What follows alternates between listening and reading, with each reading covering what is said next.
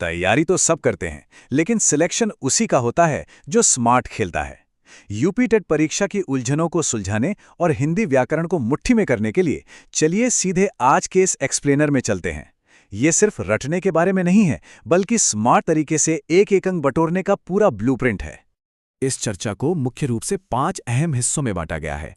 UP TET में समय प्रबंधन, पिछले पेपर्स का जादू, समास पहचानने की अचूक ट्रिक्स, स्वर संधि का बेहद आसान एबीसी फॉर्मूला और आखिर में वो अपवाद जो अक्सर एग्जाम में धोखा दे जाते हैं। तो चलिए बिना वक्त गंवाएं शुरू करते हैं। सबसे पहले बात करते हैं उस बड़े मौके और सबसे बड़ी चुनौती की जो यूपी टेट के रूप में सामने खड़ी है। 85,000। जी हाँ, 85,000। ये कोई साधारण संख्या नहीं है। यूपी में पीआरटी, टीजीटी और पीजीटी स्तर पर लगभग इतनी ही शिक्षक रिक्तियां आने की उम्मीद है। जो भी टीचिंग में अपना करियर बनाना चाहता है, उसके लिए इस मौके को भुनाना या यूं कहें कि इस परीक्षा को पास करना बिल्कुल अनिवार्य है। लेकिन मंजिल इतनी आसान भी नहीं है। चुनौती है पूरे 150 सवालों की, और उन्हें हल करने के लिए मिलेंगे सिर्फ और सिर्फ 150 मिनट। मतलब एक सवाल के लिए केवल 1 मिनट। ऐसे में सिर्फ किताबी ज्ञान काम नहीं आता। असल खेल तो टाइम मैनेजमेंट का है। यहाँ का हर एक सेकंड बेशकीमती है। अब सवाल उठता है कि इस भारी भरकम सिलेबस और कम समय को कैसे मैनेज किया जाए। यहीं एंट्री होती है हमारी दूसरी रणनीति की, पिछले वर्षों के पेपर्स का महत्व। अगर हम ऐतिहासिक डेटा पर नजर डालें तो एक बेहद दिलचस्प पैटर्न सामने आता है। बाल विकास और पर्यावरण अध्ययन जैसे विषयों में 75 से 85% तक कॉन्सेप्ट्स रिपीट होते हैं। यकीन मानिए, गणित और भाषाओं में भी ये आंकड़ा 60 से 75% के बीच ही रहता है। इसका सीधा सा मतलब है कि विषय वस्तु बार बार लौट कर आती है।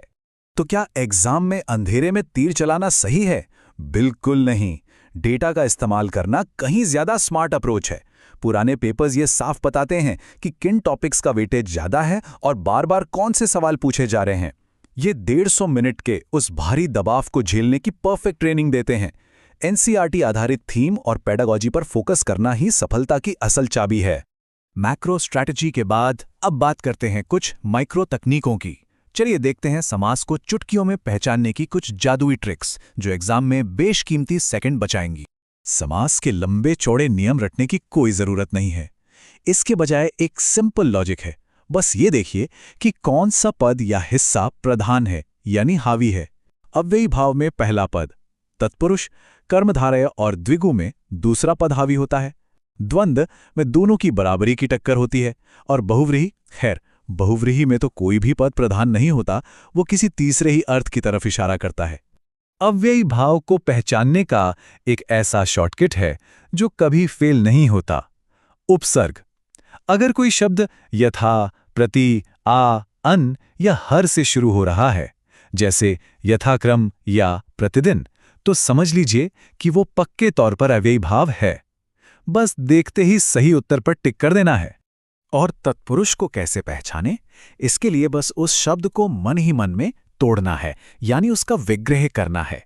अगर बीच में का, को, में, से या के लिए जैसा कोई छिपा हुआ कारक चिन्ह निकल आए तो जवाब एकदम साफ है। जैसे देशांतर, इसे तोड़ा तो बना देश में अंतर। में आते ही कंफर्म हो गया कि ये तत्पुरुष ही है। ग्रामर की अगली ट्रिक की तरफ बढ़ते हैं। क्या होगा अगर हिंदी व्याकरण में मैथ्स का कोई फॉर्मूला लगा दिया जाए? चलिए देखते हैं स्वर संधि का एबीसी फॉर्मूला। अगर हिंदी के सभी स्वरों को बस 3 ग्रुप्स ए, बी और सी में बांट दिया जाए तो उलझे हुए नियम एकदम सीधे हो जाते हैं। ग्रुप ए में रखेंगे अ और आ को, ग्रुप बी में ई, उ और री, और ग्रुप सी में आएंगे ए, ओ, औ। बस इतना सा काम करना है। अब ये टेबल देखिए, ये किसी मास्टर की से कम नहीं है। जुड़ने वाले अक्षर किन ग्रुप से आ रहे हैं, बस ये देखना है। ए और ए मिले या बी और बी तो बनेगी दीर्घ संधि। अगर ए के साथ बी आ जाए तो गुण संधि। ए के साथ सी मिले तो वृद्धि। वहीं अगर बी के साथ कोई और स्वर आए तो यण, और सी के साथ कोई अन्य स्वर आए तो अयादि संधि। है ना एकदम मैथ्स के सिंपल इक्वेशन जैसा? रुकिए, एक विजुअल शॉर्टकट भी है जो इससे भी तेज है। सिर्फ शब्द के ऊपर लगी मात्राओं को गिनना है।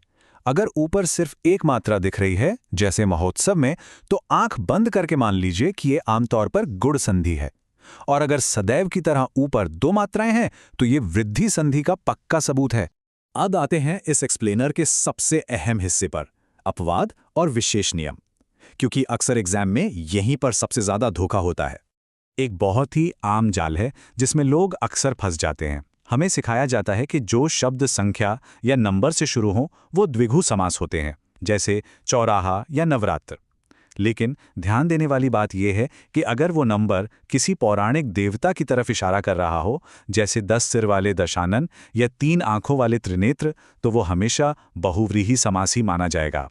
डैश यानी योजक चिन्ह को लेकर भी एक बड़ी गलतफहमी है। डैश दिखने का मतलब हमेशा द्वंद्व समास नहीं होता। हाँ, अगर माता पिता या सुख दुख जैसे विपरीत शब्द हैं, तब तो वो द्वंद्व है। लेकिन अगर एक ही शब्द बिल्कुल उसी तरह रिपीट हो रहा है, जैसे दिन दिन या पल पल, तो कहानी पूरी तरह पलट जाती है और वो अव्ययी भाव बन जाता है। और इसके ठीक उलट कुछ शब्द ऐसे होते हैं जिनमें कोई डैश नहीं होता, फिर भी वो द्वंद्व समास होते हैं। इन्हें हिडन द्वंद्व कह सकते हैं।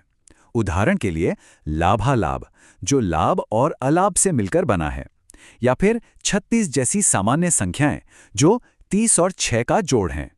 ये दरअसल छिपे हुए द्वंद्व समास हैं जो बिना योजक चिन्ह के भी 2 अलग-अलग चीजों को मिला रहे हैं।